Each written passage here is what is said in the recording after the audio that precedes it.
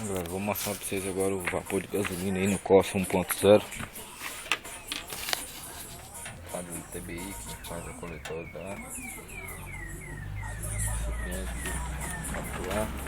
Aqui é a chavinha para regular a pressão.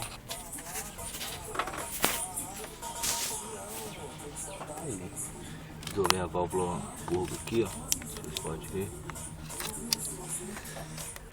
Isolei ela porque ela só dispara depois de 90 km/h.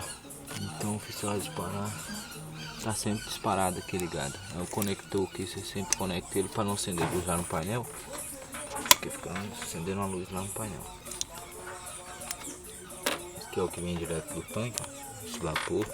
Eu ainda vou colocar um Tzinho que vem na falta aqui para alimentar mais com vapor de gasolina. Pra ver que é a mangueirinha que entra aqui no canister. Essa pecinha aqui, ó. Vocês estão vendo? Essa pecinha aqui ela vai. Ela traz o vapor.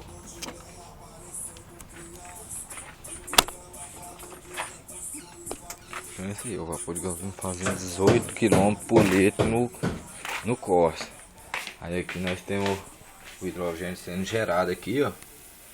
Vocês estão vendo que é em teste, que eu ainda estou fazendo o projeto para colocar no carro, né? Eu já tive um consumo legal, cara, do vapor de gasolina. Porque eu creio que o hidrogênio ele é mais econômico ainda, né? Apesar que precisa de uns recursos elétricos, ganador de sonda, etc. Mas isso aí. Vamos tentando aí. Falou, até a próxima.